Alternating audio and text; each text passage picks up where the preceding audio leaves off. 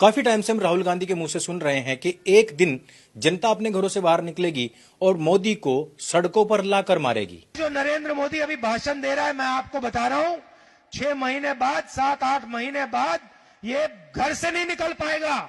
हिंदुस्तान के युवा इसको ऐसा डंडा मारेंगे, इसको समझा देंगे। ऐसा राहुल गांधी ने न पहली बार कहा न अंतिम बार कहा। राहुल गांधी भरसक प्रयास कर रहा है कि किस प्रकार से जनता सड़कों पर उतर आए और सरकार के लोगों को मार पीट करके भगाए। ऐसा पहली बार नहीं हुआ है। जिस समय पर एंटी-सीए प्रोटेस्ट हुआ था, तैयारी तब भी पूरी थी, लेकिन परिणति दिल्ली के अंदर 56 लोगों की मृत्यु के रूप में उभर कर आई थी। उसके बाद में किसान आंदोलन हुआ। आक्रमण ठीक उसी प्रकार का था जिस प्रकार से बांग्लादेश में हुआ, पाकिस्तान में हुआ, श्रीलंका या फिर नेपाल में हुआ। वो सारी स्थितियां भारतवर्ष के अंदर पैदा करने के लिए हर बार कोई ना कोई षड्यंत्र लगाया जाता है। लेकिन इस बार जो वोट चोरी का षड्यंत्र बनाया गया ना, इसके ऊपर एक बहुत बड़ी टूल किट एक्सपोज हुई है। आप सभी ने खुरपेंच नाम का एक ट्विटर हैंडल तो देखा ही होगा। इसने पूरा का पूरा एक थ्रेड डाला हुआ है और थ्रेड के अंदर चौंकाने वाली बातें हैं। वोट चोरी की 3 पीपीटीज तैयार की गई थी, हिंदी, इंग्लिश और कन्नड़ा। तीनों की तीनों का निर्माण म्यांमार में हुआ है। टाइम जोन +6:30 का है। सबसे पहले आप rahulgandhi.in पर पड़ी हुई इस फाइल का स्क्रीनशॉट देख लीजिए। लेकिन जब इस पीडीएफ फाइल का मेटा डाटा निकाला गया तो उसमें जिस देश के अंदर इस पूरी की पूरी टूल किट का निर्माण किया गया है उसका टाइम जोन आ जाता है 6:30।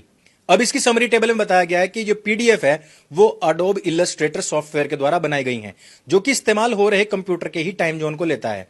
यहां पर भी आप इसको साफ +6:30 MMT देख सकते हैं। मेटा डाटा की अगली रिसर्च में इस टाइम जोन के देश का भी पता लग जाता है। आगे फिर इस पूरी की पूरी पीडीएफ को गूगल ड्राइव के लिंक के माध्यम से शेयर किया गया, जिससे कि पीडीएफ के मेटा डाटा पर कोई फर्क नहीं पड़ता, जिसको आप इस स्क्रीनशॉट में भी देख सकते हैं। कुछ लोग कहेंगे कि इसको वीपीएन के माध्यम से बनाया गया होगा और वीपीएन से लोकेशन म्यांमार की सेट कर दी गई होगी। लेकिन ऐसे मूर्खों को शायद ये नहीं पता है कि वीपीएन केवल आईपी एड्रेस चेंज करता है, सिस्टम का खुद का जो टाइम जोन होता है उसको चेंज नहीं करता।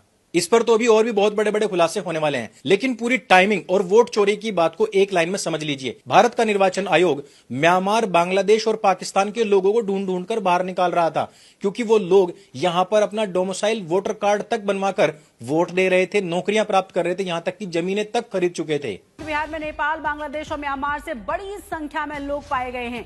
उन लोगों पर एक्शन लिया जा रहा है और आपको ये भी बता दें कि जांच के बाद पड़ोसी देशों से आए हुए लोगों के नामों को हटा दिया जाएगा। हमने वोट भी कास्ट किया, हमारे हर एक डॉक्यूमेंट्स यहाँ के बने, आधार कार्ड है, इलेक्शन कार्ड है। जैसे ही कांग्रेस और वामपंथी गैंग को पता लगा कि हमारा कोर वोटर तो देश से निकालकर बाहर फेंका जा रहा है, तुरंत ही उन्होंने वोट चोरी का शिगुफा छेड़ दिया।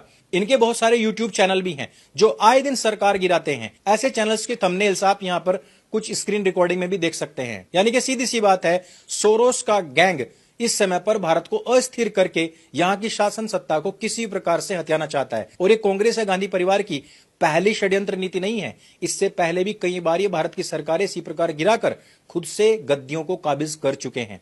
इस समय पर यदि कांग्रेस होती और विपक्ष इस प्रकार की षड्यंत्र कर रहा होता तो ये इंदिरा गांधी की तरह इमरजेंसी लगाकर लाखों लोगों को जेलों में ठुसवा देते, हजारों लोगों को मरवा देते। लेकिन भारतीयों को एक बात समझनी पड़ेगी, अगली बार जब इस प्रकार से सरकार को डिसमेंटल करने का कोई भी षड्यंत्र या कोई भी आंदोलन होगा तो उसमें मुसलमान पीछे से लड़ेगा, आगे उसमें हिंदुओं को ही रखा जाएगा। कभी वो दलित बन के आएंगे, कभी किसान तो कभी खालिस्तानी। लेकिन एंटी-सीए प्रोटेस्ट की असफलता के बाद वो जान चुके हैं कि इस देश को इस्लामिक ऐसे नहीं बनाया जा सकता।